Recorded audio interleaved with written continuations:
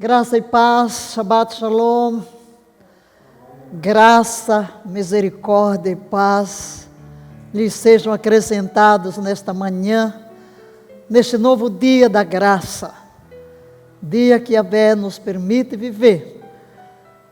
Louvemo-lo por nos permitir estar aqui, vivos, com saúde, e investindo um tempo em nossa formação espiritual, em nosso crescimento, em mergulho em sua palavra, buscando harmonizar as nossas vidas com o seu propósito, com o seu projeto, crescendo na imagem do Senhor Jesus. Vamos orar? Pai de amor, és todo amor. Graça, favor, misericórdia procedem de Ti. E o coração redimido ergue-se diante da Tua presença para Te exaltar, para reconhecer que és a fonte de todo bem, és a fonte de toda bênção. O próprio ar que respiramos, a expressão do Teu cuidado. Tu fazes com que a chuva desça sobre bons e maus, que o Teu sol brilhe sobre justos e injustos. Tua bondade permeia toda a terra, Tua graça atinge o universo inteiro, e as nossas vidas dependem de Ti para existir. Que este existir seja um motivo de louvor, glória a Ti. Que encontres em nós corações dispostos, corações apaixonados, famintos de Ti, dispostos a mudanças, a crescimento, a transformações. E ao abrirmos a Tua palavra neste dia, que o Teu Espírito nos ilumine, dá-nos coração disposto a obedecer e a encarnar o caráter de Jesus. Ao nos debruçarmos sobre um tema de tão grande importância, como a raiz de orgulho, raiz da queda e de todos os pecados, que a luz do Teu Espírito perpasse nosso ser, que aquilo que está oculto venha à tona, que haja em nós a disposição de descobrir o que não se ajusta ao Teu propósito, determinados a seguir passo a passo rumo à transformação, até que nos conformemos com a imagem do Senhor Jesus, a quem damos glória, em cujo nome fazemos a nossa oração. Amém. Amém, queridos. Vamos ver se hoje vencemos este tema espinhoso, universal, orgulho. A despeito de ser a raiz dos problemas, é difícil ser detectado. Por quê? Porque nasceu conosco. Duas raízes às quais temos nos referido, que nasceram conosco: orgulho e rebelião. São gêmeos. Orgulho é algo interno, por isso é mais difícil. É um estado do nosso ser, uma condição interior. A rebelião é uma manifestação externa, então é mais fácil de ser detectada, porque a rebelião tem a ver com atos de desobediência. Orgulho é a minha independência, a independência de Deus. É a centralidade em mim mesmo, meu ego, meu egocentrismo. Aquilo que ocupa o meu pensamento, meus sonhos, meus projetos. A rebelião é uma oposição aberta a mandamentos, é uma resistência à autoridade, é um não reconhecimento de soberania. Mas hoje ainda não vamos tratar de rebelião, porque vamos encerrar o assunto do orgulho e decidimos hoje focar alguns pontos em forma de um esboço para lhe dar subsídios de estudo e de uma compreensão mais profunda, porque esta é uma raiz com a qual temos que lidar toda a nossa vida. Mas, definição de orgulho. Já demos alguma coisa, mas vamos reforçar alguns conceitos. E, em primeiro lugar, olhando para o que é o orgulho, em primeiro lugar, vamos ver o significado da raiz. Raiz da palavra no grego e no hebraico. No grego e hebraico, as raízes significam alto, elevado, exaltado. Orgulho envolve, então, exaltação própria, arrogância, vaidade, presunção. E de acordo com Paulo, em Romanos 12:3, pensar mais de si mesmo do que deveria. Conceito elevado demais a nosso próprio respeito. A definição do dicionário, por favor, leia. Orgulho é uma opinião excessivamente elevada de si mesmo. A presunção é uma opinião muito elevada sobre as habilidades, valor ou personalidade de alguém. Vaidade. Uma pessoa arrogante está abertamente convencida de sua própria importância. Então, essa é uma definição do dicionário que não difere muito da definição bíblica.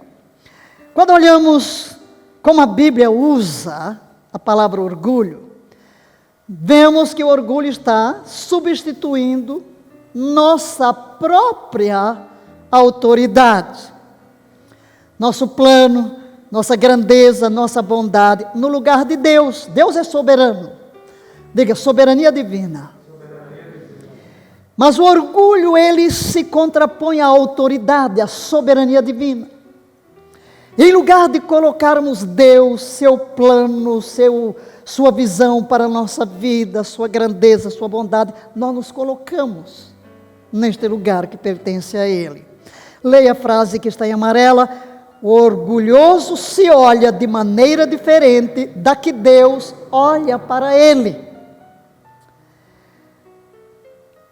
O segundo aspecto é que o orgulho, ele é um pecado. Então vejamos, orgulho e pecaminosidade. Primeiro, leia, o orgulho é a raiz ou essência de todo pecado. Dissemos na aula passada que sim, orgulho é orientação própria. Ela é contrária ao caráter de Deus. Cada pessoa desenvolveu padrões de orgulho. O ego, todas, sem exceção. Podemos olhar para o orgulho como o quê? Pecado de atitude mental, o que pensamos de nós, como nos vemos. Está listado em Provérbios 6, significando ser elevado, exaltado, erguer-se, como um dos 7 piores pecados. Não vamos ler todos os textos que estão aí. E, em terceiro lugar, sentidos negativos de orgulho. Estamos definindo. Negativo, opinião elevada de si mesmo, egocentrismo, de acordo com Romanos 12, 16. Uma mente arrogante. De acordo com Filipenses 2, 3 e 4, egoísmo é vaidade, interesses pessoais. Orgulho é parte da impiedade, segundo Paulo diz em 2 Timóteo 3, 2. Olhamos agora para o orgulho direto e indireto. Orgulho declarado. Ele é baseado na presunção, autoelogio, autoexaltação. Esse é o declarado. O invertido, com base em insegurança e inadequações percebidas. Autocondenação, modesto, pobre de mim, coitado de mim. Orgulho é o quê? O oposto da humildade. De onde vem a cura para o orgulho? É a humildade. O oposto da rebelião é a obediência. O oposto do orgulho é a humildade. Nós encontramos essas duas raízes que nasceram no jardim do Éden com os nossos primeiros pais. Quando Jesus, o último Adão, o segundo homem, vem à terra, ele vai manifestar o oposto. Ele vai demonstrar duas raízes extraordinárias, que é a raiz da humildade e a raiz da obediência. Então, o orgulho é o oposto da humildade. Agora, referências representativas. Primeiro nós vimos, a partir da palavra, o que significa o orgulho. Mas vamos ver aqui dentro da Bíblia representações. Algumas referências que representam o orgulho. As palavras hebraicas no Antigo Testamento. Ger, Gavá, orgulhoso, altivo. Provérbios 8:16, leia o versículo. Orgulho, arrogância e mau caminho. Vamos ler apenas as expressões que nos interessam. Nelas está a palavra em hebraico que estamos citando aí. Orgulho de um homem o derrubará. É esta palavra aí, orgulhoso, altivo. Geá ou Gavá. Outra palavra no hebraico é Zed, Zadom, que é traduzido por orgulhoso, orgulho, presunção. Provérbios 11:2, leia. Quando vem o orgulho, então vem a desonra. Provérbios 13:10. Através da presunção, nada vem senão contenda. No Novo Testamento, palavras gregas, temos hiperefania, aparecer acima, alto. Vocês vão verificar que tanto no hebraico quanto no grego tem um sentido de que exaltado, eu me exalto, eu estou acima. Em Marcos 7:22, o orgulho de Jesus procede de dentro, a palavra aí é hiperafania, e contamina o homem. Romanos 1:30, insolentes, arrogantes, orgulhosos, inventores de mal. Tiago 4:6 também usa esta palavra. Deus se opõe aos orgulhosos, mas dá graça aos humildes. 1 de Pedro 5:5 é parecido, né? Deus se opõe aos soberbos, mas dá graça aos humildes. A segunda palavra no grego é kalcheomai, que significa vangloriar-se. Ela aparece em Romanos 11:28, não sejais vaidosos, ou não se vanglorie, é a palavra ali, mas temei a Deus. Em 1 Coríntios 1:31, quem se gaba, glorie-se no Senhor, ou, se alguém quer se gloriar, que se glorie no Senhor. Gálatas 6:14, não se glorie, exceto na cruz do nosso Senhor Jesus Cristo. E se continuassem, Paulo diz, para quem estou crucificado para o mundo. Efésios 2:9, que ninguém se glorie. Outra palavra é doxa, que significa gloriar-se. Glória uns aos outros, não busca a glória de Deus. Várias formas de orgulho. Várias. Primeiro, autoadmiração. Olhe para mim.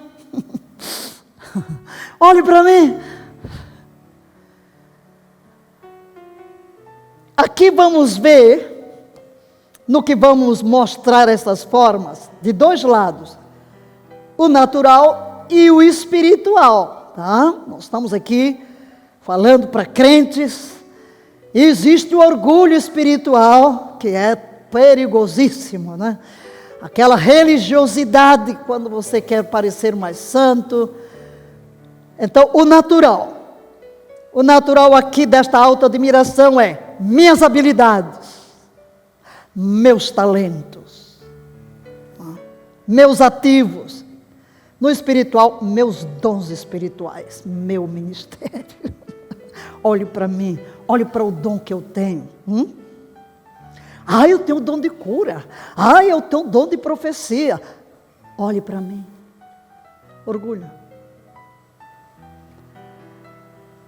Autoengrandecimento. É a segunda manifestação aqui. Não estou bem? Ótimo. Eu sou extraordinário. É o autoengrandecimento. No natural, olha a minha aparência. Olha a minha importância. É o orgulho da minha aparência, da minha importância.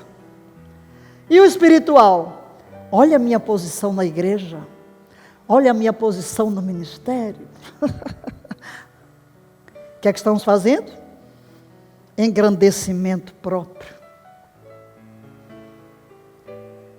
Outra manifestação, a autoatenção. Ouça-me.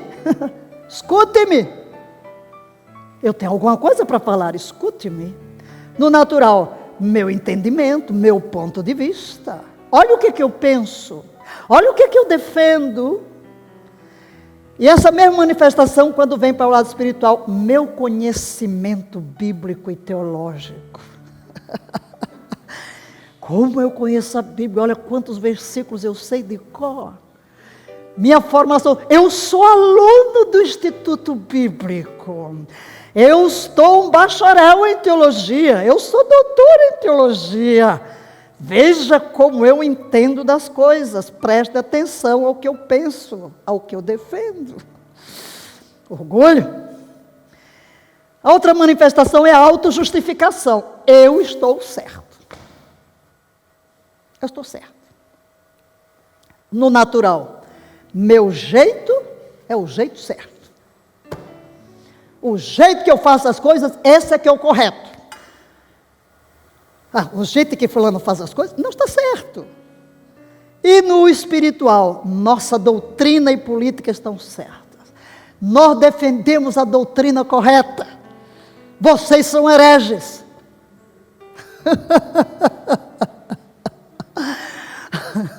A doutrina da minha igreja é verdadeiramente a doutrina certa. Outra manifestação, a autossuficiência. Eu consigo. Eu consigo. No natural, minhas habilidades. Eu sei fazer as coisas. Minha liderança. Eu sou capacitado. Eu vou conseguir. Espiritual, nossos programas farão acontecer. Ainda, autoaspiração, deixe-me vencer. Eu aspiro a alguma coisa, saia do caminho, eu vou vencer. No natural, é um espírito competitivo. Eu tenho que ultrapassar, eu tenho que ser o primeiro. Eu tenho uma habilidade única. Então eu tenho que estar sempre no primeiro lugar. No espiritual, nossas estatísticas nos mostrarão bem-sucedidos. Veja quantas pessoas eu consegui, quantas células eu abri, quanta gente eu levei a Cristo, quanta gente tem na minha igreja, quanta gente tem na minha célula.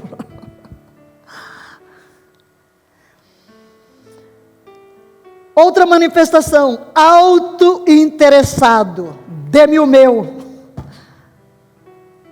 Vocês estão vendo? Tudo voltado para mim, né? Vocês devem estar pensando, misericórdia, tem tudo isso. Já estão contando? Estou na letra G. Não vou até Z. Dê-me o que é meu. No natural, meus direitos. Eu mereço. É meu direito. Eu tenho direito a. Dê-me o meu salário. Eu tenho direito a isso. Eu mereço ser promovido. Eu mereço ganhar isso. Enfim. E no espiritual, nossos direitos espirituais, nossos direitos a uma posição, ao meu edifício, seja lá o que for. Autoexaltação. Me elogie. Você não fala assim, mas age. Nem tudo aqui é uma declaração externa. Olha o que dissemos. O orgulho é algo interno. Ele se manifesta em atitudes. Não é que você vai dizer, ei gente, me elogie. E às vezes diz, né? Eu não fiz bem? O que é que você acha? Não foi extraordinário? Você gostou da minha pregação? Uau, olha, eu vi vários comentários. Como eu amei a sua pregação.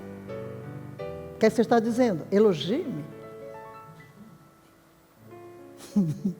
No natural, meu crédito, meu elogio, meu louvor, minha glória. No espiritual, nossos procedimentos, nosso sucesso. De onde vem o orgulho? De onde vem? Vocês vão logo dizer, do diabo. De Satanás. Sim, Satanás introduziu o pecado, introduziu o orgulho na criação perfeita de Deus. Mas você não pode estar culpando o diabo somente, né? O homem pecou conscientemente. Ninguém peca, ninguém age senão de vontade própria. Temos que assumir a responsabilidade. Quando pecamos contra o conhecimento, somos duplamente culpados. Satanás pensou que era bom o suficiente para desafiar o quê? A autoridade e o governo de Deus. Gostaríamos que você prestasse muita atenção a algumas expressões, nós focaremos um pouquinho mais lá adiante, que o orgulho sempre está relacionado com a autoridade. A autoridade, soberania, é uma oposição à soberania. Satanás pensou que podia desafiar a autoridade, a soberania, o governo de Deus, e igualar-se a Deus, ocupar a mesma posição de soberano. Ele estava mostrando orgulho. Nós já vimos aqui o texto de Isaías 14, não voltaremos lá. Mas depois que Adão e Eva pecaram, aquilo que chamamos queda da humanidade, a natureza pecaminosa de cada pessoa se tornou a fonte do orgulho.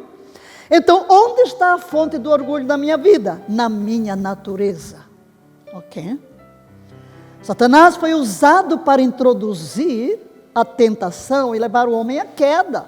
Mas desde que o homem caiu, como existe um princípio inalterável de que cada semente produz de acordo com sua espécie, a natureza orgulhosa, egocêntrica do homem passou a toda a sua descendência. Então, coloque no seu coração isso, a fonte do orgulho em mim reside na minha natureza pecaminosa. Eu nasci em pecado, diz o salmista. Eu já nasci com esta natureza, com esta inclinação. Em todas aquelas manifestações, nós vimos aqui o eu. É para mim, é meu direito, é isso. Olha a criança, ninguém ensinou nada.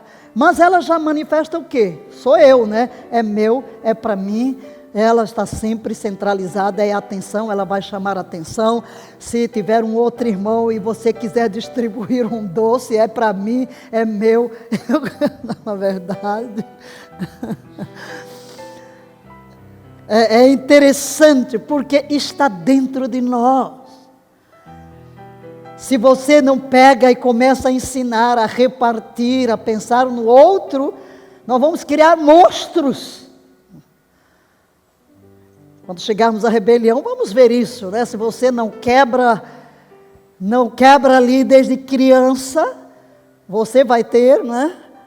A criança que se rebela contra o pai, contra a mãe, qualquer ordem. Você diz, fica aqui, eu não vou, não quero.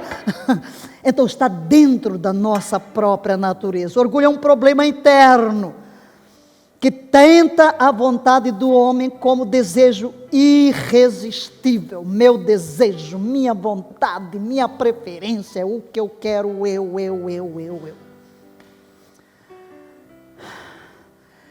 E quando a gente chega adulto, embora pelas boas maneiras, né, pelas regras de etiqueta, você tome cuidado com o que vai falar, mas lá dentro, né,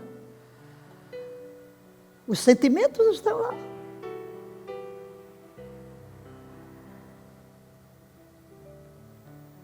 Paulo cita aí a obra da carne, vai por aí, coisas assim, incluem o orgulho. A natureza pecaminosa usa poder, fama, posses e outros detalhes da vida para estimular as pessoas a se tornarem orgulhosas.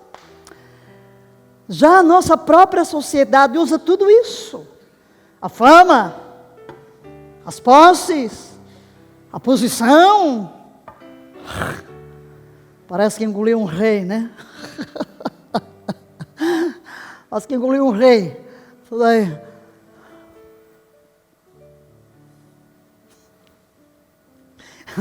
Lembrei-me de um pregador que subiu o púlpito todo numa igreja visitante. Foi um fiasco o sermão. Aí ele desceu, todo envergonhado, cabisbaixo.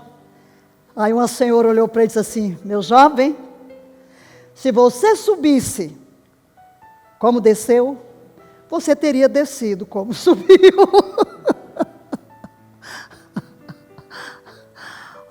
Você vai todo cheio de si. Uau, eu vou pregar um maravilhoso sermão. Deus resiste ao soberbo. Deus resiste ao soberbo. Quais os resultados do orgulho? Primeiro, contenda. Lemos o texto. Pela presunção, vem a contenda. Segundo, desonra. Provérbios 11:2, leia. Quando vem o orgulho, então vem a desonra. Terceiro, não está certo com Deus. Abacuque 2:4, o orgulhoso, a alma não está bem dentro dele. Estamos passando rapidinho porque queremos apenas reforçar alguns conceitos das aulas anteriores para que fiquemos aqui com uma visão bem clara do que realmente é o orgulho, como Deus o vê e como temos que nos libertar dele. Quarto, nega a Deus. No Salmo 10, 3 e 4 encontramos a expressão com altivez, não busca. Pela altivez do seu coração, não busca a presença de Deus. Queda. Provérbios 16, 18, leia. O orgulho precede a destruição. E o espírito altivo antecede a queda. Em Provérbios 29 e 23, o orgulho de um homem o derrubará. Isaías 2:11, a altivez do homem será humilhada. Quantos exemplos temos na Bíblia de como o orgulho precede a queda. Um dos exemplos clássicos no livro de Daniel, rei Nabucodonosor, ele já havia tido um sonho interpretado por Daniel, que era terrível, anunciando que ele perderia o reino e seria colocado entre os animais. Um ano depois ele está olhando para os jardins suspensos da Babilônia, né? Para toda a grandeza do seu palácio, começa a exaltar-se, olha o que a minha majestade construiu. Na mesma hora, a mão de Deus o fere, e ele é levado a comer capim como boi, a viver fora do palácio, perdeu o juízo, e depois ele mesmo diz, até que eu reconhecesse que o Deus do céu governa, dá o reino a quem quer. é muito triste. No Novo Testamento temos o caso de Herodes, quando o povo está exaltando, voz de um Deus e não de um homem, ele não dá glória a Deus, a mão de Deus o fere, ele é comido por vermes. Terrível é o orgulho. O oposto do orgulho, como já vimos, é a humildade. E o que é humildade? Leia: o reconhecimento, aceitando o nosso legítimo lugar de subordinação e de dependência de Deus. Eu reconheço que Deus é soberano, que Deus é o Altíssimo, eu dependo dEle, minha vida procede dEle, tudo que sou, tudo que tenho. Em Romanos 12, 16, leiamos: sede unânimes entre vós, não sejais orgulhosos, mas prontos a acompanhar os humildes, não sejais sábios aos vossos próprios olhos. Se temos tantos textos combatendo o orgulho, nós temos muitos textos nos chamando à posição de humildade, tendo como exemplo supremo Jesus. Eu sou manso e humilde de coração. Em Filipenses 2, 3, leiamos: nada façais por contenda ou vanglória, mas em humildade de espírito, cada um considere os outros melhores do que a si mesmo. Claro, é uma questão sincera. Se o orgulho tem a ver com o egocentrismo, a humildade tem a ver com o outro, o reconhecer o outro, ver o outro, servir ao outro. Tiago 4, 6, mas ele dá mais graça. Portanto, ele diz: Deus resiste ao soberbo, mas dá graça aos humildes. Você quer desfrutar da graça, do favor divino? Caminho é a humildade. E é interessante ver a palavra aqui no grego, tapeinos, Deus da graça humilde. Talvez é um sentido diferente do que nós temos a ideia. Fala de humildade interior, desenvolvendo a pessoa que depende do Senhor em vez de si mesmo. Então, humildade é aquela atitude de dependência de Deus.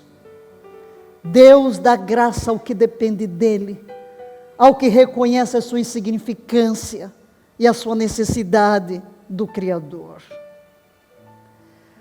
Se temos que nos gloriar de alguma coisa, a Bíblia nos diz: glorie-se no Senhor. E vejamos alguns textos onde esta palavra é ressaltada. Leiamos. Primeiro em Jeremias 9, 23 e 24. Assim diz Yahvé: não se glorie o sábio na sua sabedoria, nem o forte no seu poder, nem o rico nas suas riquezas. Vejam bem, Deus vai dar sabedoria? Vai. Quem é a fonte de sabedoria? Deus. Não se glorie então. Deus é a fonte da sabedoria. E se Deus lhe tem dado sabedoria, do que você tem que se gloriar? Não se envaideça, não se julgue superior a ninguém, pela sabedoria que Deus lhe deu. Deus dará poder, sim. Riquezas, sim. Riquezas e poder vêm de Deus. Ele é o dono da prata, Ele é o dono do ouro. Alguém tem poder, autoridade, é um rei, sobe, desce, é Deus quem tira, quem põe. Deus estabelece reis, Deus remove reis. Há um soberano que governa todas as coisas. Então, se eu sou colocado numa posição de sabedoria, de influência, de poder, de autoridade, de riqueza, não tenho de que me gloriar.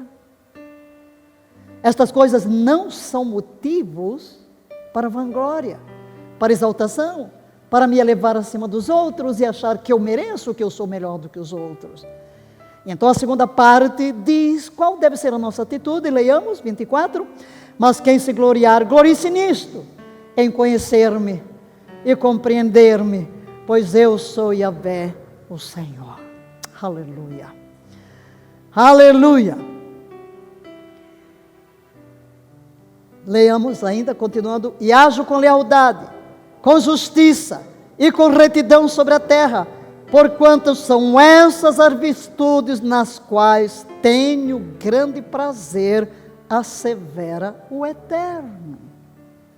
É nisso que vou me gloriar, na justiça, na lealdade, na retidão, porque essas virtudes são aquelas que causam prazer a Deus, mas o meu orgulho leva Deus a se colocar em oposição a mim. Que coisa triste. Em 2 Coríntios 10, 17 e 18, leamos: apesar de tudo, quem se gloriar, glorie-se no Senhor, porquanto quem se vangloria não será aprovado, mas sim aquele a quem o Senhor recomenda. Só Deus pode me recomendar, só Deus conhece as minhas motivações, só Ele conhece o meu interior. O homem vê a aparência, Deus vê o coração. Mas como vencer o orgulho? Não sei se essa cara está parecendo orgulhoso, mas às vezes o orgulho se manifesta numa postura, né? Então aqui eu achei mais assim, isso aqui está, olha para mim, bonito, elegante, perfeito. Como vencer o orgulho? Vamos aqui dar alguns elementos. Semana passada falamos de 3 aspectos, usando um outro autor, mas agora vamos nós aqui, aquilo que listamos aqui. Primeira coisa, leia: peça ao Espírito Santo para revelar o engano e o orgulho. A primeira coisa, Deus, revela-me. Pai, só do meu coração. Que Deus ilumine seu coração para começar a ver os frutos do orgulho em sua vida. Senhor, abre os meus olhos para que eu veja. Abre. Porque se a coisa está faz parte de nós, é difícil detectar. Os outros por fora é que detectam às vezes. Mas nós crescemos assim, agimos assim, não temos consciência. Então, por exemplo, Deus, por favor, mostra-me. Não sabemos o que somos e o que temos até o dia em que o Espírito Santo revele o que está oculto e escondido dentro de cada pessoa. Assim como quando estudamos raiz de rejeição, raiz de amargura, que às vezes o Espírito Santo vem para localizar onde está o problema, onde foi a ferida, onde fomos amarrados, onde fomos aprisionados. Aqui também, queridos, esta é outra área, é uma raiz que nós temos que lidar com ela. Por quê? Porque aqui está a raiz de todo o pecado, e Deus se opõe a um orgulhoso.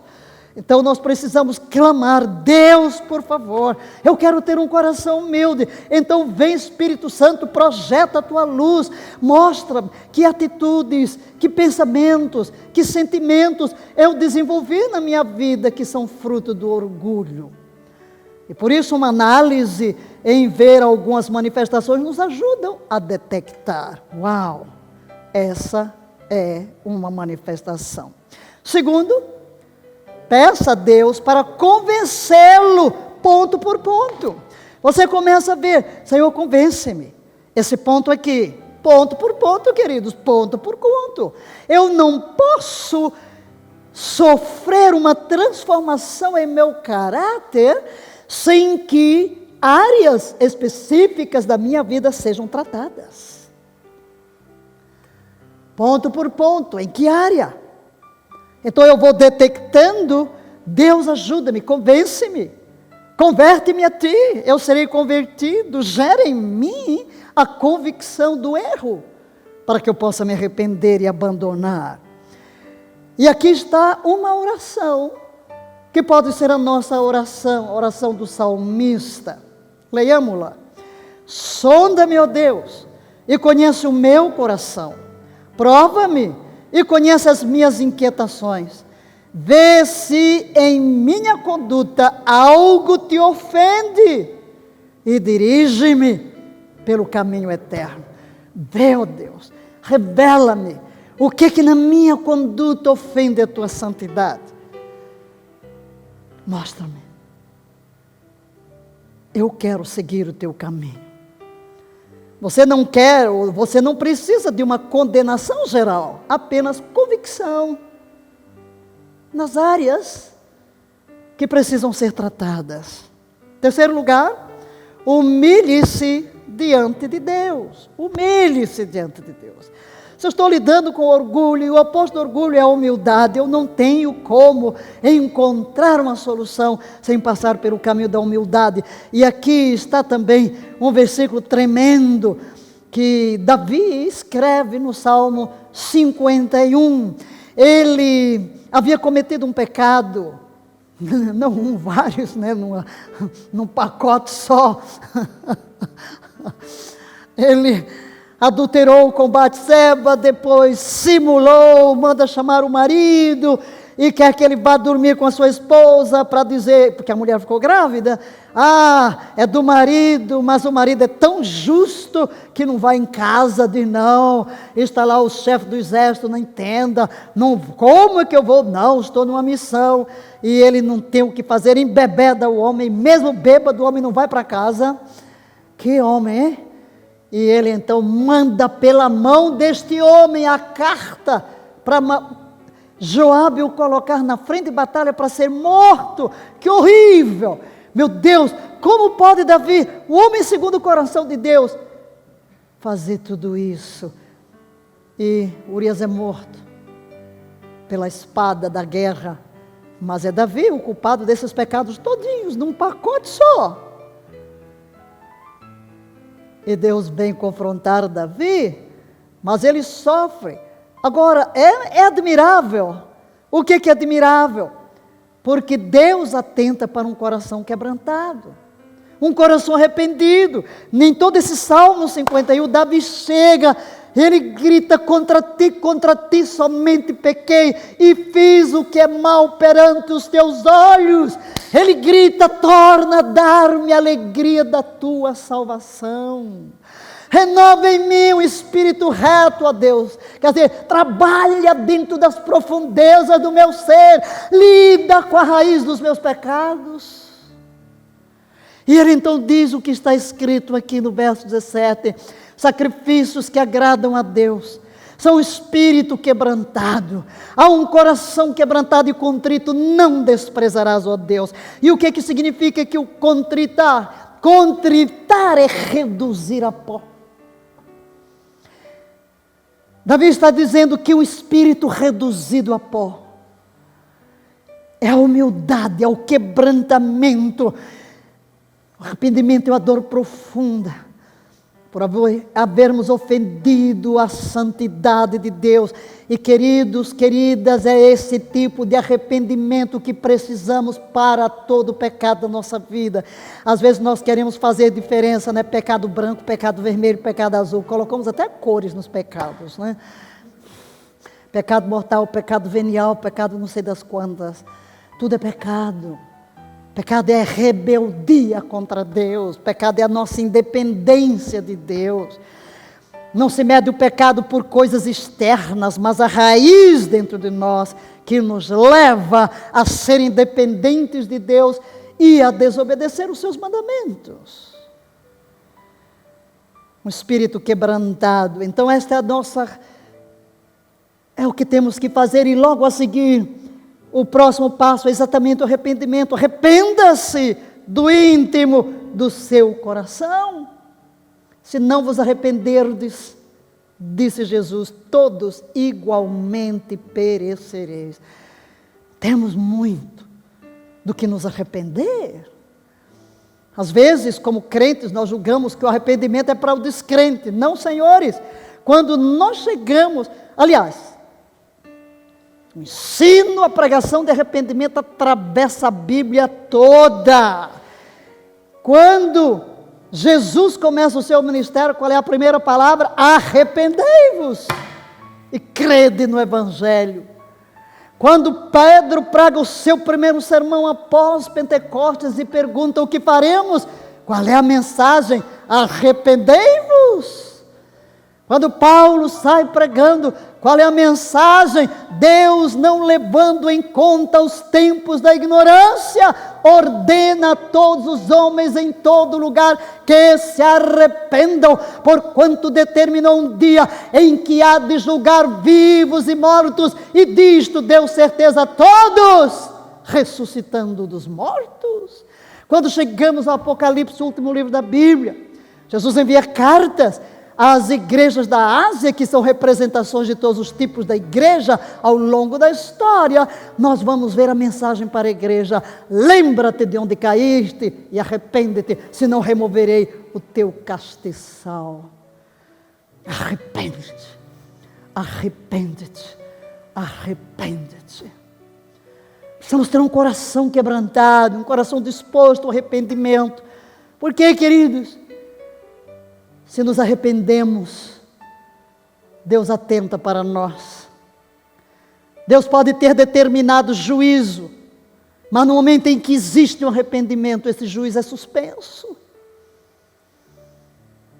Nós encontramos esses exemplos todos na Bíblia, nos profetas. Olha o caso, por exemplo, de Nínive. Deus ordena a Jonas que vá a Nínive e anuncie 40 dias e Nínive será destruída. O rei se arrepende, chama o povo ao arrependimento, veste saco, põe cinza na cabeça, como sinal externo de arrependimento, como faziam naquele tempo antigo. Deus então suspende. Deus suspende. Até mesmo Acabe, aquele terrível rei, casado com Jezabel, pecados terríveis, a adoração a Baal. Quando vê o juízo de Deus por boca do profeta, lá vai ele, cabisbaixo, se arrependendo. E Deus diz: viste, Acabe? Não será então nos seus dias. O arrependimento muda a sentença. Porque o que é arrependimento? É o quebrantamento de que eu desisto de seguir o meu caminho. Eu deponho o meu eu, o meu orgulho. Eu coloco Deus no seu devido lugar, o soberano, o Senhor. Não existe libertação em nenhuma área da nossa vida sem que primeiro haja arrependimento. Nenhuma. Confesse o seu orgulho a Deus, ponto por ponto, e peça seu perdão. 1 João 9 diz: se confessarmos os nossos pecados. E o que é confessar? Homologeu. Concordar com Deus. Dizer o que Deus diz sobre determinada coisa. Deus chama algo de pecado, eu vou chamar de pecado. Não vou fazer como tantas vezes nós estamos fazendo com a Bíblia. Não é bem o que a Bíblia quer dizer, não, senhores. A Bíblia quer dizer o que ela diz. E quando Deus diz que algo é pecado mesmo. O mundo inteiro pode dizer outra coisa. É a rebelião. Nós vivemos numa sociedade rebelde ante Deus. O Deus desse século cegou o entendimento dos incrédulos. Nós vivemos hoje numa sociedade alheia. Criou valores imorais. A Bíblia diz: ai daquele que chama o pecado algo certo. E nós vivemos numa sociedade dessa. Aquilo que a Bíblia condena veementemente, a sociedade está aprovando. E chamando, está tudo bem. O adultério, a prostituição, é tudo na vida contrário aos princípios e aos valores eternos. Quinto lugar, leia: rejeite todo engano e orgulho. Queridos, não é uma verbalização, eu rejeito orgulho e engano, é uma atitude do coração. A nossa oração tem que ser sincera. Meu arrependimento tem que ser sincero. Meu retorno para Deus tem que ser sincero. Rejeitar o engano. Deus coloca dentro de mim uma aversão ao orgulho. Dentro de mim, que todo o meu ser comece a rejeitar toda a sombra de orgulho, de vaidade, de presunção. Ore, rejeitando todo orgulho, soberba e rebelião. Aquilo que já acabamos de dizer está escrito, não apenas a confissão de palavras que vem da mente, mas uma séria atitude do coração, confessando as palavras com seriedade, e compromisso diante do Senhor. Diante da atitude correta, o Espírito Santo vai dar a humildade, queridos, e vai gerar em nós aquele sentimento que havia em Cristo Jesus. Deus atende ao coração sincero.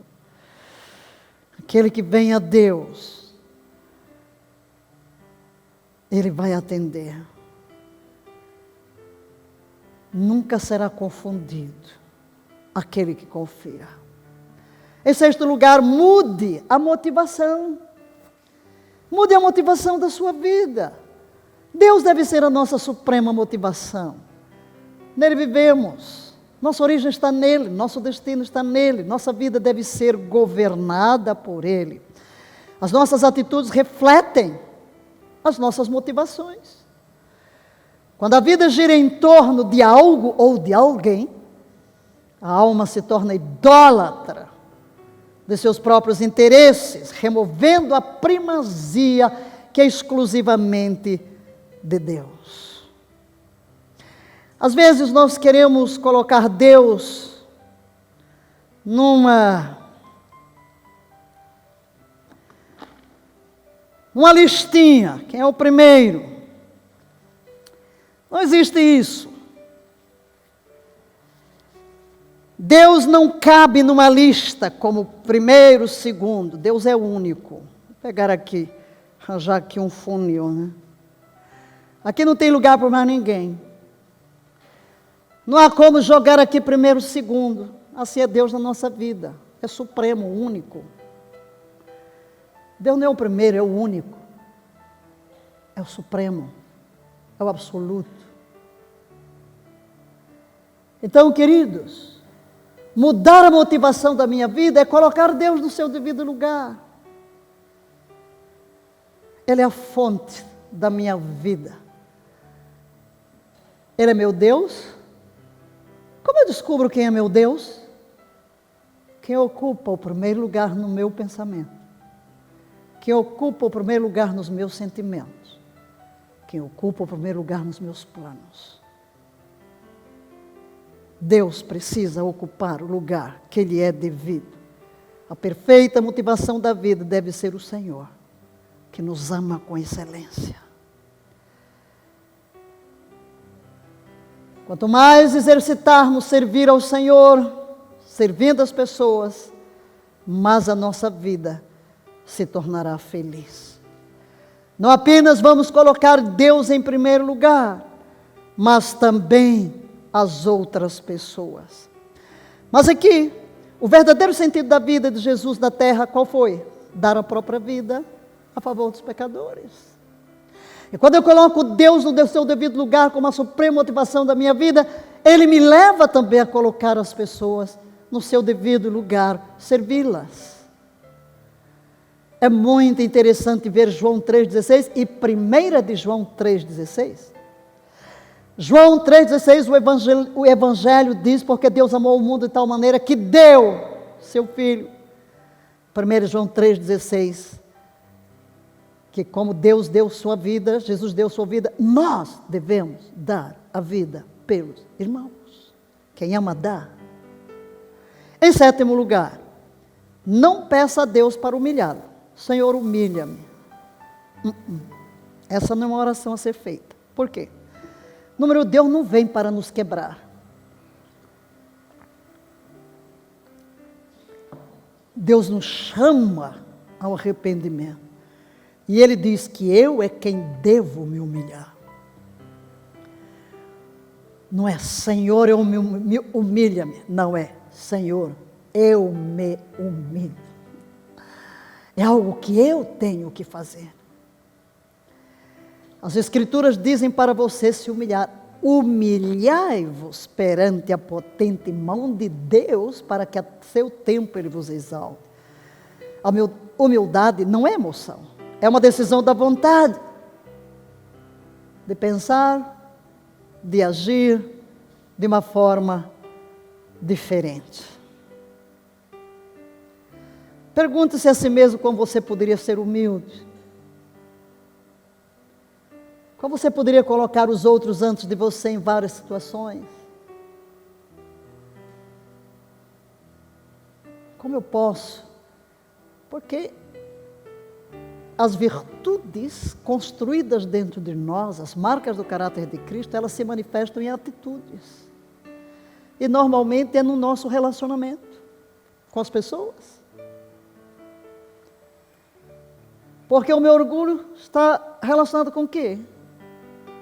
Como eu vejo o outro comparando comigo mesmo. Então, tenho que me perguntar como posso ser humilde em várias situações. 8º, peça a Deus para lhe dar um ódio santo pelo orgulho e seus frutos em sua vida. Essa oração, sim, Deus gera em mim uma aversão, um ódio ao orgulho, aos seus frutos. Eu rejeito. Então esteja constantemente em alerta. Em alerta. Porque se eu estiver alerta, o Espírito Santo vai me sensibilizar, vai me mostrar, espera ainda, olha esta atitude, olha este sentimento. Não permita que o orgulho cresça. Como qualquer pecado, começa uma raizinha e se eu der lugar, um pensamento, está você lá monologando consigo, né? Olha o orgulho, olha lá o pastor, eu vou pregar hoje, tanta gente vai se converter, tanta gente vai curar, está tudo aqui, ó. Aí o eu vai inflando, vai inflando. Vai inflando. Quer dizer, ao primeiro pensamento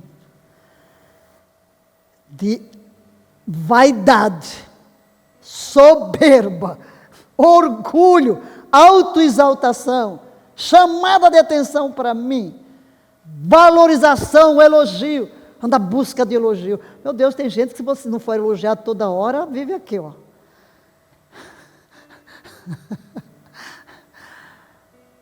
Se você esquecer do meu aniversário, ei, são tantos sentimentos assim, meu Deus, é tanta coisa centralizada em si mesmo.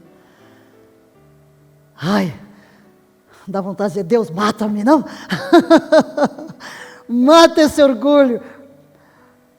Liberta-me de mim mesmo, liberta-me de mim mesmo, né?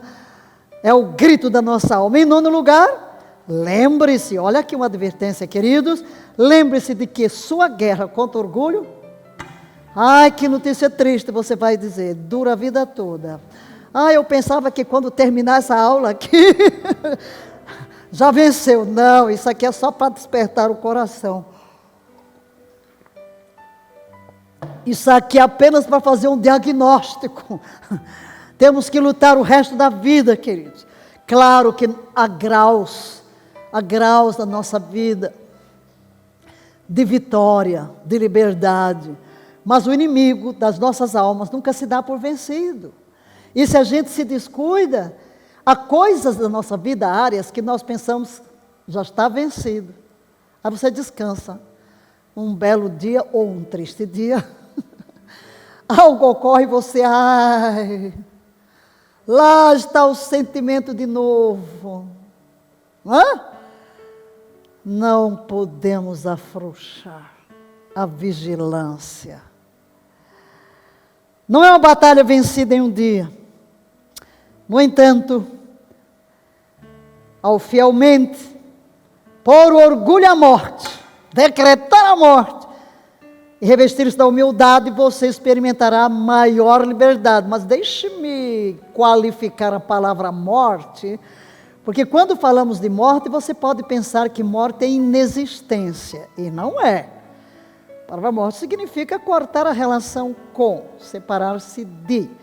Não é que vai deixar de existir, é que à medida que você vai colocando a morte, separando-se, não alimentando, cada vez mais o orgulho será enfraquecido e as manifestações da humildade se tornarão mais evidentes na nossa vida.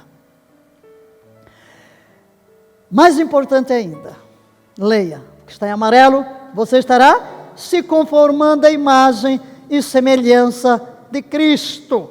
Aleluia. Quanto mais humilde, mais parecido com Jesus. Quanto mais orgulhoso, mais parecido com Satanás. 10º lugar, pense muito em Deus. E pouco em você. Como pode ser isso? Sim, senhores, nós podemos desenvolver dentro de nós um pensamento voltado para Deus e menos para nós. Como? Disciplinando a minha mente a estar ligada com Deus, adorando a Deus. Você vai deitar, glória ao teu nome, tu és bom, obrigado. Então, ele é o foco. E quanto mais você se foca em Deus, menos você foca em si. Você desperta, Pai, eu te adoro. Você vai dirigindo o carro, você está andando, você está conversando com Deus, está refletindo na palavra, está pensando em Deus. Então, a vida não é focada em você. A vida é focada em Deus. O que você vai fazer, você quer glorificar a Deus no que você vai fazer. E mesmo dentro daquilo, nos desafios que Deus coloca para você, obras para fazer. Se você vai pensar em si, olha, como vejo, eu não ousaria centrar em mim mesma, ou pensar em minha capacidade para fazer nada do que eu faço. Eu confesso que eu afundaria. Quando às vezes o mínimo pensamento vem assim, se eu olho para dentro, ai meu Deus, eu sou a pessoa mais desqualificada do mundo. Como? Isso não é para mim. Por quê? Porque o que você vai encontrar em você? Nada. Então se você olhar para si, uma coisa, eu não sei o que é que a gente pode olhar para dentro e ficar orgulhoso, eu não imagino. Eu penso mais que se olha para dentro você fica deprimido. Ai, Senhor. Você vê, eu estou aqui ensinando, mas você pensa que eu chego aqui, cada vez que eu vou preparar aqui uma mensagem, dá um frio na boca do estômago. Ai, Pai, o que eu vou falar, o que eu vou dizer, ajuda-me, preciso de Ti, dependo de Ti. Porque você está lidando com um mundo espiritual no qual você não tem controle sobre ele. Você está lidando com vidas, você está lidando com realidades espirituais. Então você tem que se focar em Deus mesmo. Isso eu estou falando de gente do ministério, né? Como eu vivi toda a minha vida no ministério, então não sei como é que é do outro lado. Porque entrei no seminário com 17 anos, então toda a minha vida é focada aqui nesse mundo de fazer algo que Deus pede para fazer e que você se sente totalmente incapaz e desqualificado, né? Meu Deus! Você faz porque é um sentido de obediência. Mesmo quando comecei esse ministério aqui, eu dizia, ai meu Deus, algum homem deve ter falhado, isso não é trabalho para mulher, isso é para homem. Mas aí você para, ei, para aí, Valnice. Para aí. Na hora que vem o pensamento, você tem que dar o grito, porque senão você afunda. Entenderam? Então é em Deus que você tem que se concentrar, porque nele você encontra a força. Lembro quando cheguei de Israel, um pastor, empresário lá em São Paulo, disse que Deus falou com ele para pôr a mensagem na televisão, tirar o dinheiro que ele usava para fazer propaganda das suas óticas. Eu chego de Israel e ele me diz, eu tive que alugar uma ilha de edição, e quando ele me disse que fez o contrato, 1 hora de televisão, e eu chego e ele me disse que eu vou gravar programas para 3 meses, eu nunca tinha olhado para uma câmera na minha vida. Meu Deus, eu vim de África, não tinha nem microfone, quanto mais.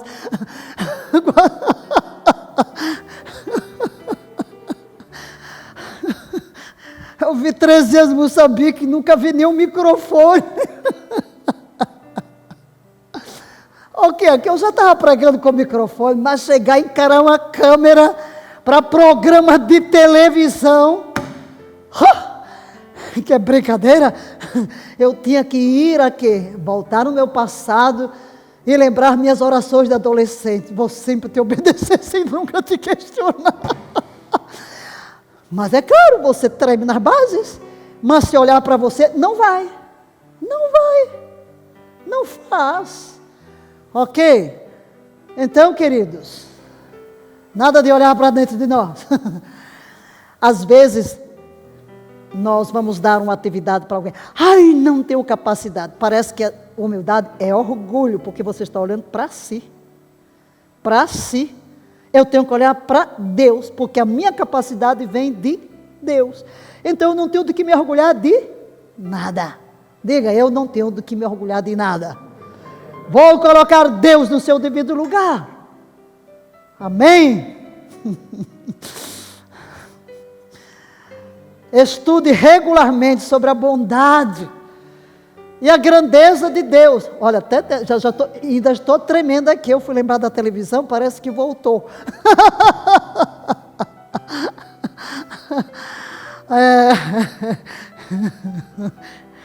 De vez em quando eu me solto aqui um pouquinho, né? Eu fui sempre muito tímida, né? Mas depois, quando vou falar, o joelho faz uma comunhão fechada. Sabe o que é a comunhão fechada de joelho? É um batendo no outro, né? Você começa a tremer. Mas aí você exerce um controle, né? E age. Estude regularmente sobre a bondade e a grandeza de Deus. Porque quando eu estou regularmente pensando nos atributos da grandeza, na bondade de Deus, eu vou me sentindo o quê? Pequeno como alvo da graça de Deus. Então eu exalto a Deus, eu coloco a Deus no devido lugar. E não fico nem pensando em mim, na realidade, eu fico exaltando a Deus. Isso me coloca nessa posição de não permitir que sentimentos de orgulho invadam o meu coração. E em 11º lugar, vamos ficar nesse 11, viva para promover a reputação de Deus e não a sua. Deus cuida de você, queridos.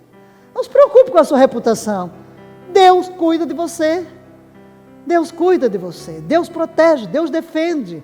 Então vamos pensar na glória de Deus, na reputação de Deus, exaltar a Deus. E então Deus mesmo vai cuidar de nós. Fique impressionado com Deus. Não fique impressionado com você mesmo. Encontre sua satisfação nele e não em suas vãs realizações. Esse é o caminho da humildade. Esse é o caminho para vencer o orgulho. Esse é o caminho para ter um coração simples, sensível a Deus. Nunca deixa que o sucesso suba a cabeça. Não. E, para encerrar essa área, faça uma reflexão sobre a sua própria vida. Reflita sobre a sua própria vida. Como é que tem sido a minha vida? Muito bem. Na nossa aula passada, nós apresentamos esse quadro, falando da família do pecado, orgulho, com os seus filhos, vamos dizer quais foram?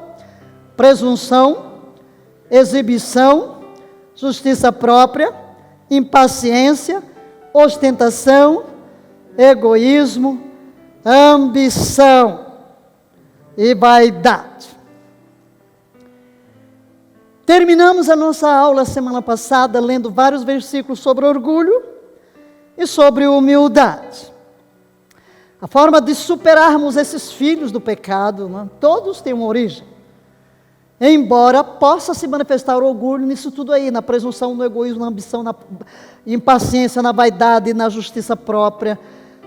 E falamos que a família de comportamentos do orgulho inclui tudo isso e está relacionado com o nosso ego. O que vamos fazer agora? Nós vamos passar pela Bíblia e ler vários versículos que abordam especificamente essas manifestações do orgulho. Alguns outros, nós lemos alguns versículos na semana passada, vamos ler mais alguns. sobre várias destas manifestações. Então vamos agora, um chá de Bíblia, um mergulho na palavra. Aleluia. Vamos para Samuel. Deixem de ser orgulhosos e arrogantes. E Yahvé sabe tudo, inclusive o que vocês fizeram, e Ele julgará as suas ações. 1 João 2,16, porque todas estas coisas mundanas, estes maus desejos, a loucura pelo sexo, a ambição de comprar tudo que atrai vocês, e o orgulho que resulta da riqueza e do prestígio, não provém de Deus, e sim do próprio mundo pecaminoso. O que estamos fazendo agora, queridos? Expondo-nos a palavra de Deus. Expondo-nos a palavra. Quando olharmos para a raiz de rebelião, o que é rebelião? É quebrar esses mandamentos. É agir contrário ao que está escrito. Por isso eu disse, é mais fácil detectarmos a rebelião. Porque a quebra de um princípio é expresso. É uma atitude aberta. Okay? Obadias 1,3, os seus habitantes são muito orgulhosos, porque vivem nessas rochas tão altas que ninguém mais pode alcançar. Quem poderá nos derrubar daqui? Dizem com arrogância. Não se enganem. Provérbios 29:23. O homem é derrubado pelo seu orgulho. Para subir na vida, é preciso ser humilde. Provérbios 16:18. O orgulho vem antes da destruição. O espírito altivo, antes da queda. Provérbios 13:10. Brigas e discussões são provocadas pelo orgulho. As pessoas humildes aceitam conselhos e se tornam mais sábias. Salmos 59:12. Pelos pecados de suas bocas, pelas palavras de seus lábios, sejam apanhados em seu orgulho, pelas maldições e mentiras que pronunciam. Provérbios 8:13. Temer ao Senhor é odiar o mal. Odeio o orgulho e a arrogância, o mau comportamento e o falar perverso. Olha que palavra forte, é Deus que diz, eu odeio o orgulho e a arrogância. Agora vejamos alguns versículos sobre presunção, uma das manifestações do orgulho. Romanos 12:16, trabalhem juntos com alegria, não busquem mostrar grandeza, não procurem cair nas boas graças de gente importante, mas tenham prazer na companhia de gente comum, e não pensem que vocês sabem tudo. Gálatas 5:26, então, não precisaremos mais andar em busca de honras e de popularidade, que levam à inveja e aos maus sentimentos. 1 Coríntios 3:18 e 19, não se engane, se algum de vocês pensa que é sábio segundo os padrões desta era, deve tornar-se louco para que se torne sábio, porque a sabedoria deste mundo é loucura para os olhos de Deus, pois está escrito, ele apanha os sábios na astúcia deles. Isaías 5:21, pobre de quem se considera muito sábio e quem se acha uma pessoa inteligente e sensata. Agora vejamos sobre justiça própria, outro filho do orgulho, outra manifestação, a justiça própria.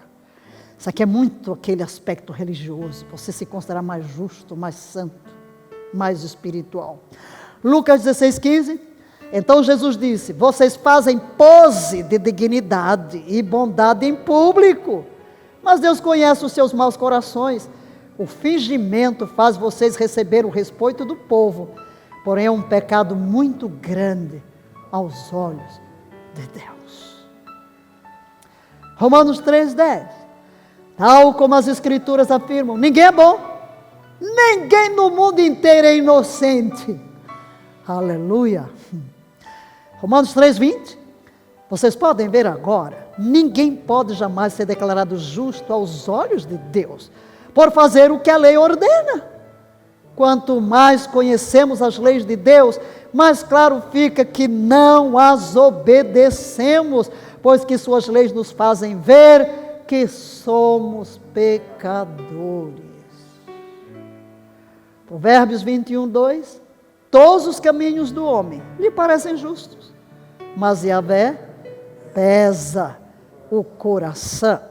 Provérbios 28:13, quem procura esconder seus pecados, será sempre um fracasso. Quem confessa e abandona seus pecados?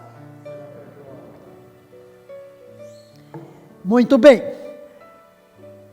Ostentação. Vamos ver alguns versículos sobre ostentação. Provérbios 27, 1.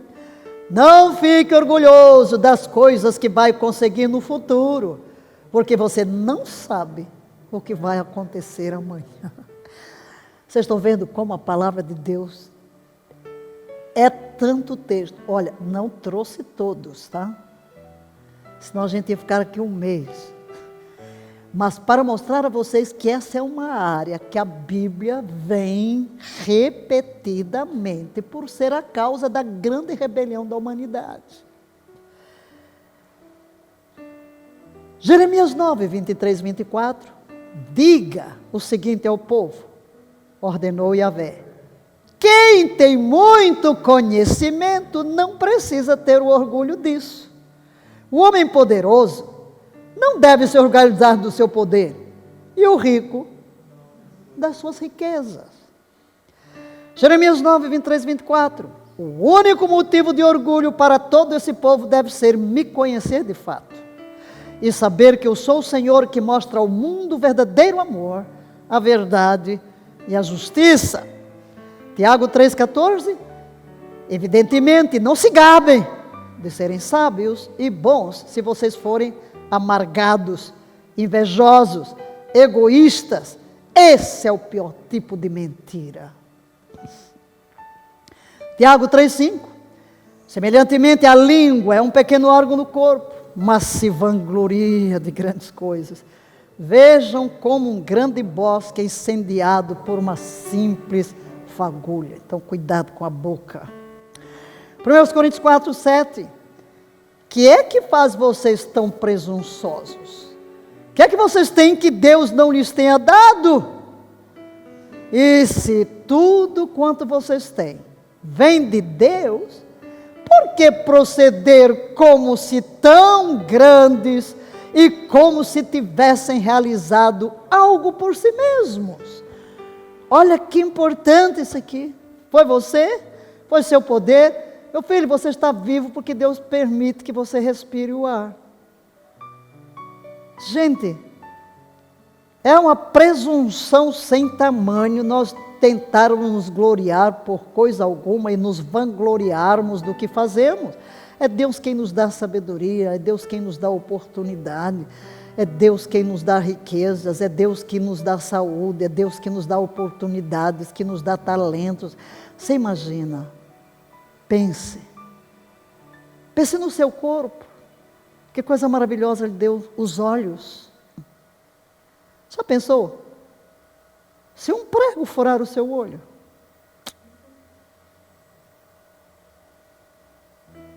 alguma coisa toca a sua mente, você perde a noção de tudo, a mente, os ouvidos, tudo que temos.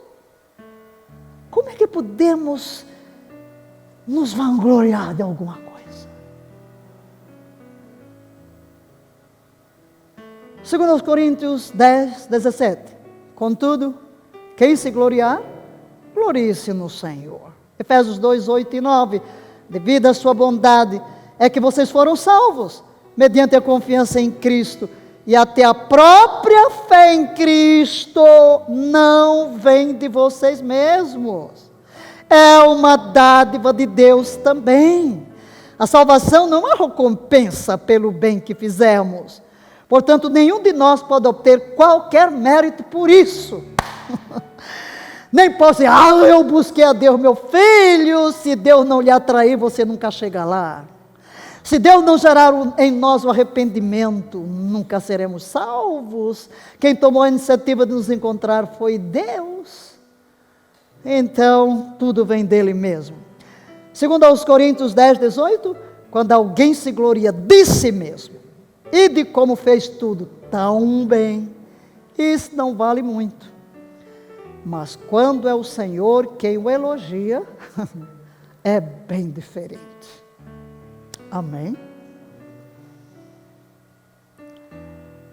Romanos 12, 3. Como mensageiro de Deus, faço a cada um de vocês uma advertência dele. Leia, sejam honestos na avaliação de si mesmos, medindo o seu próprio valor pela quantidade de fé que Deus lhes deu. Agora, alguns versículos sobre a ambição egoísta. Você não sabia que a Bíblia fala tanto, né? De todos os filhos do pecado aqui, do orgulho, de todas as suas manifestações.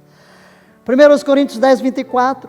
Não pense só em si mesmos. Procurem pensar no seu semelhante também. E no que é melhor para ele. Consciente de quem está à volta. Desenvolver essa consciência dos outros, o respeito aos outros. Às vezes, você está numa família que foi bem educado para fazer isso, né? Nós somos treinados. Mas se nós viemos de uma família onde não houve esse cuidado, aí chega na idade adulta, ai, você não pensa em ninguém, não pensa no direito do outro. Nós estamos vivendo agora, por exemplo, a questão da pandemia, né? Gente, use a máscara. Olha o outro. Mas o que acontece? Você quer o seu direito. Não está pensando no outro. O que vai acontecer com o outro? Não interessa. Não vê o outro. Em pequenas coisas. No trânsito. Em tudo. Ontem eu fui caminhar no parque. Uma vez por semana. Cedo. Eu sempre observo. Primeiro aquela multidão sem máscara, né? E a outra, você tem pista para bicicleta e a pista para os pedestres. Agora, eu fico pensando, o que faz uma pessoa, se está aqui a pista dela, a outra toda marcada, ela andar na pista das bicicletas? Eu fico pensando, por que será? Será que a pessoa não está vendo, não se toca, não entende que há uma regra? São coisas tão pequenas, mas nós revelamos nas pequenas coisas que gente, é só um passo mais para você ir pelo sol. Eu vou por aqui. E se vai lá uma bicicleta, você ainda olha com a cara feia, pensando, o direito é meu. Não é seu. Mas, né? Você das pequeninas coisas. Você manifesta que não pensa no outro. Não é? Você mora num prédio. Por cima da sua cabeça está toque, toque, toque, toque, o salto. Tchum, tchum, tchum. Ai, que coisa horrível. Não é? Você não pensa que tem gente lá embaixo. Que você vai fazer barulho. Então, é aquela consciência, Nós vamos desenvolver a consciência do outro, queridos.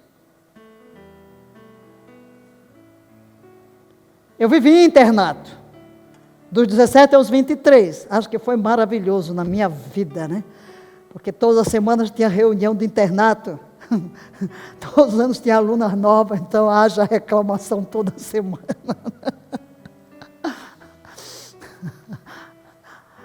E éramos 3 ou 4 num quarto, né?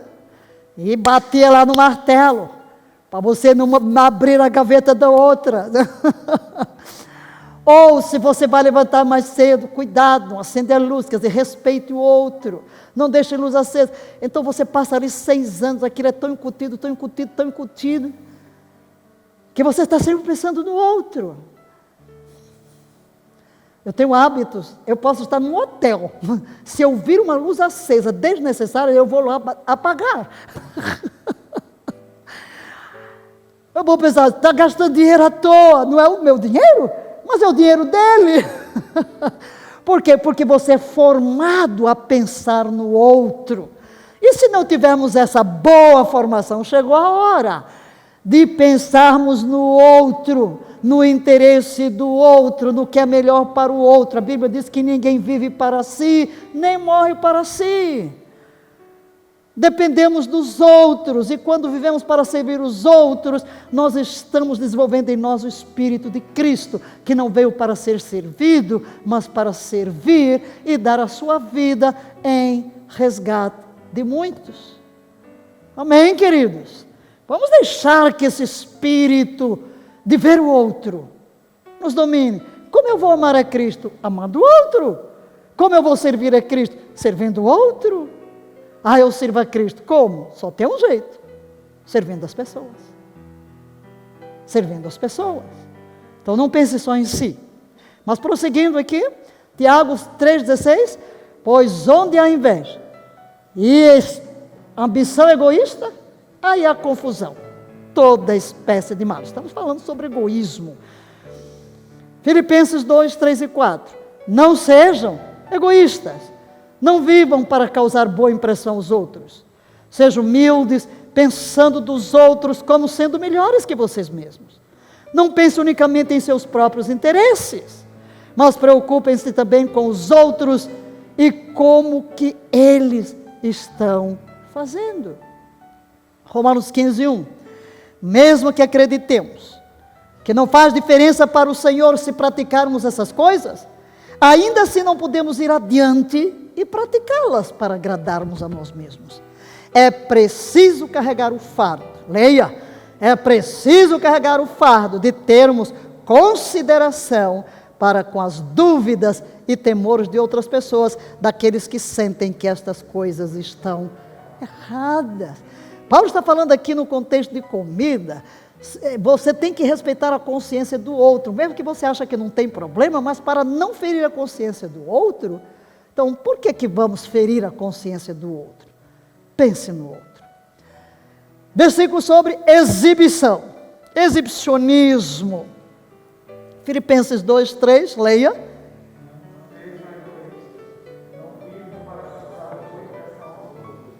Sejam humildes, pensando os outros como sendo melhores. Aqui qual é o sentido?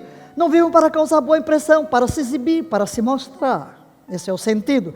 Lucas 14, 11, porque todo aquele que procura ser importante será humilhado, e aquele que se humilha será engrandecido. Versículo sobre vaidade. Provérbios 31, 30. Os encantos de uma mulher podem ser apenas uma ilusão, e a beleza não dura para sempre.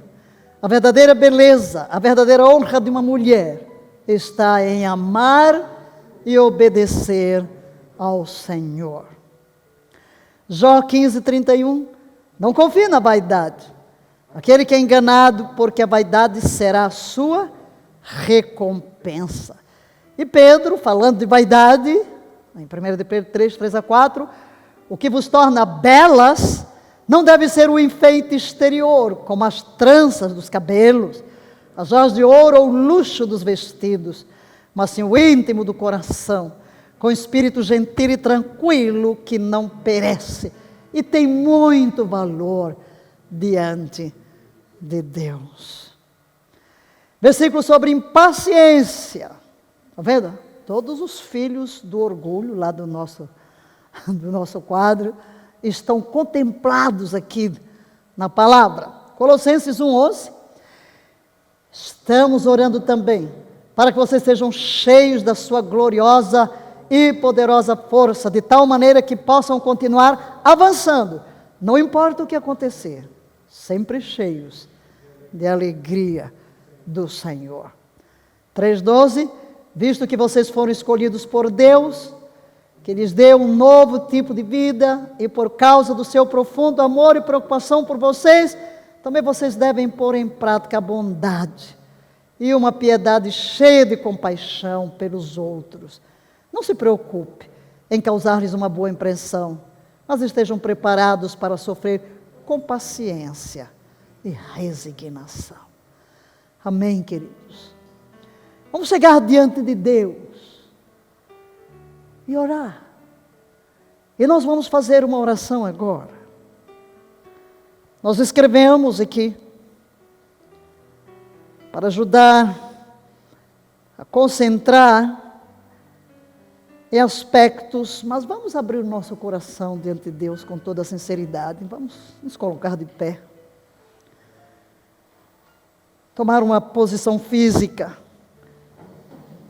representando uma atitude que tomamos, uma posição que adotamos. Deus, ajuda-me. Eu quero rejeitar o que te desagrada. Eu quero abraçar o que te agrada. Vejam, queridos, de onde vêm as nossas raízes de amargura? Do orgulho. De onde vêm as nossas raízes de rejeição? Tudo tem origem no eu. Um eu ferido. Um eu. Embora não tivéssemos logo estudado sobre isso, às vezes nós estamos mais preocupados com o fruto, lidar com o fruto, remover a minha tristeza, mas nunca teremos vitória permanente sem ir à raiz. E aqui está a raiz. O lugar errado para o meu eu. E não colocar Deus no lugar que é devido. Então, vamos ler, mas faça-o com toda sinceridade. Faluemos de uma forma lenta, reflexiva. Pai, odeias o orgulho.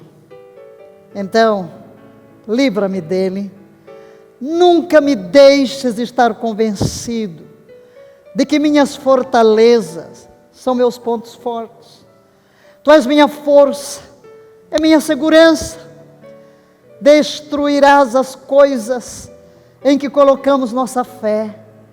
Então, andaremos em humildade e confiança em Ti. Pai, não me deixes basear a segurança do meu coração em casas e coisas boas. Isso só vai me fazer perverter a justiça. Senhor, eu não quero oprimir os pobres, porque tenho um espírito competitivo. Dá-me uma atitude humilde, que devotará tempo para amar a todos. Contém meu orgulho em épocas de vitória. Essas vitórias não vieram da minha força, mas são expressões da Tua mão graciosa sobre mim. Que tolice de minha parte ter orgulho de algo que me foi dado por Tua graça. Até meu talento natural veio de Ti. Eu renuncio e me arrependo de todo orgulho em meu coração e mente, porque se eu não fizer, a opressão virá sobre mim. Pai, eu olho para Ti em quebrantamento e dependência da Tua graça, pois não posso vencer o orgulho que odeias sem Tua ajuda. Este é meu clamor, no poderoso nome de Jesus, o verdadeiro servo humilde. Senhor, que homem ou mulher pode realmente entender o orgulho? Quem pode realmente ver até que ponto o orgulho se infiltrou em sua vida? Como posso ver até que ponto as escolhas que faço foram influenciadas pelo orgulho? Sem receber Tua sabedoria, vou tirar Tua agenda do caminho. Sem receber Tua sabedoria, serei um instrumento para ferir outras pessoas. Sem consciência do que estou permitindo, estou condenado a sofrer pesar. Obrigado por Teu perdão, compaixão e misericórdia. Obrigado por limpar meus pecados e por abrir meus olhos para ver. Ó Senhor, quando reflito sobre minhas muitas tentativas de controlar egoisticamente as circunstâncias de minha vida, percebo que estou cheio de orgulho. Meditar sobre meu orgulho é doloroso. É um desafio tirar o egoísmo do caminho e ver o que estás me dizendo. Dá-me coragem. Enquanto eu olho para mim, eu preciso de Tua força. Ao olhar, vejo que o orgulho se infiltrou em minha vida. Senhor, minha agenda está no trono do meu coração. Meu egoísmo às vezes me leva a decisões e ações ímpias. À medida que os meus olhos estão sendo abertos, percebo que nunca verei totalmente a extensão dos danos que ocorreram devido à influência do orgulho em minha vida. Preciso de tua força, preciso de tua misericórdia. Perdoa-me, Senhor. Tu nos dizes que orgulho vem antes da queda. Sem me tornar mais consciente do meu orgulho, continuarei a tropeçar e cair. Eu quero sair da escuridão.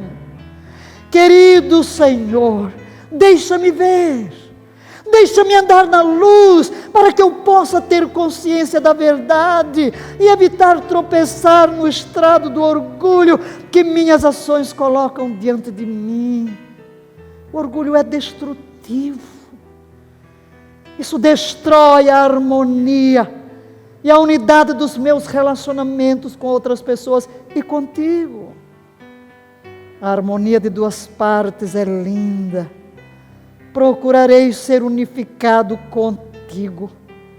Se eu não harmonizar contigo, eu me torno aquele símbolo retinindo de 1 aos Coríntios 13. Eu me torno um som surpreendente, uma ferramenta barulhenta do inimigo, usado para ferir outros em vez de edificá-los. Senhor, estou começando a ver a verdadeira face do orgulho. O orgulho estraga a beleza de quem nos criaste para ser. Tu criaste cada um de nós para ser uma obra-prima. E nós manchamos tua obra-prima com a pintura horrível do egoísmo. E isso estraga sua beleza. Não há nada que brilhe tão lindamente como o amor de Cristo irradiando de minhas mãos, meus pés, meu semblante e minhas palavras. Estou desesperado para amar da maneira como me projetaste, para amar. Somente quando eu estabeleço minha agenda e coloco meus pensamentos egoístas, posso receber o amor de que preciso para viver a vida em abundância. Eu preciso respeitar teus comandos. Eu percebo que preciso pensar como tu, Senhor. Preciso ir após ti, respeitar-te, respeitar tua palavra. Hoje me rendo inteiramente a ti. Ajuda-me a demonstrar o tipo de atitude de respeito pela tua palavra que te agrada. No poderoso nome de Jesus eu oro. Amém. Esta é a nossa oração. Esta é a súplica que brota do mais profundo do nosso ser. Sem ti não chegaremos a lugar nenhum. Sem que te movas em nosso homem interior, sem que despertes o nosso espírito, sem que nos dês uma visão de ti mesmo, estaremos banquejando pela vida, tropeçando aqui e acolá, caindo nas armadilhas do orgulho, da rebelião, distanciados de ti, sendo maculados na imagem que tu queres formar em nós. Por isso, nesta hora, expomos o nosso ser inteiro a ti, doce Espírito.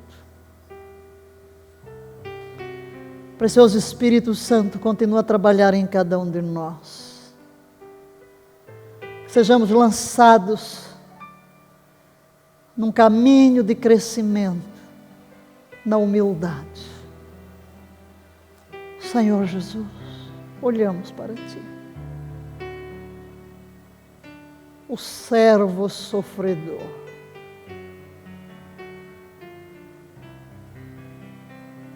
Contemplar-te é ter um encontro com a real humildade.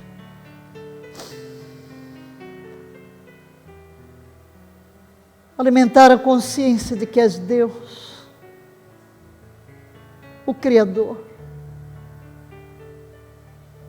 E ainda assim consentires em vir ao nosso encontro.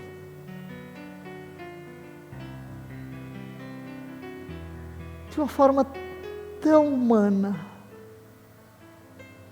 tão simples, identificado com nossas fraquezas, com nossa humanidade.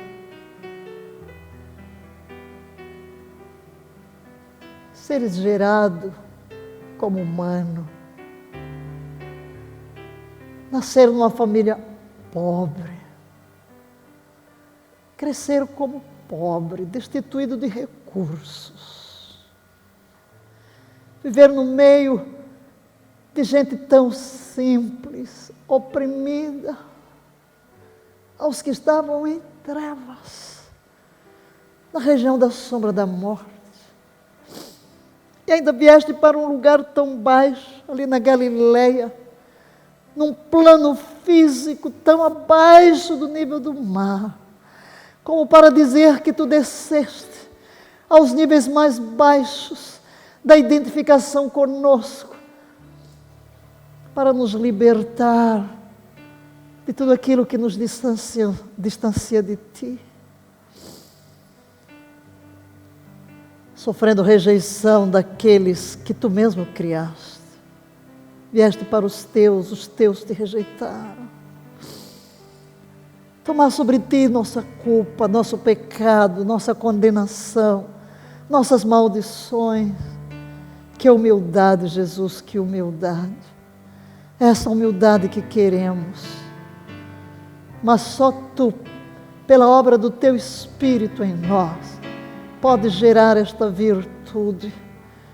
Mas, neste momento, queremos deixar aos teus pés a súplica ardente do nosso coração, para que a tua graça não nos falte na busca desta humildade, refletindo tua vida, precioso Espírito Santo, tu que vives em nós, tu que geraste a revelação, tu que nos deste a palavra.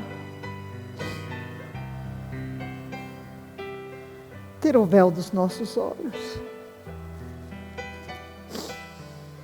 Precisamos de ti, Paracleto divino. Tu estás em nós para formar o caráter da noiva. Queremos dar-te liberdade. Sem ti não chegaremos lá. Rendemo-nos a ti. Damos-te liberdade para debaçar o nosso ser, perscrutar o nosso homem interior, projetar tua luz nos porões mais escondidos e remotos da nossa consciência. Forma Cristo em nós. Em uma palavra, forma Cristo em nós. E o Pai terá prazer em nossas vidas e revelaremos ao mundo o verdadeiro Cristo.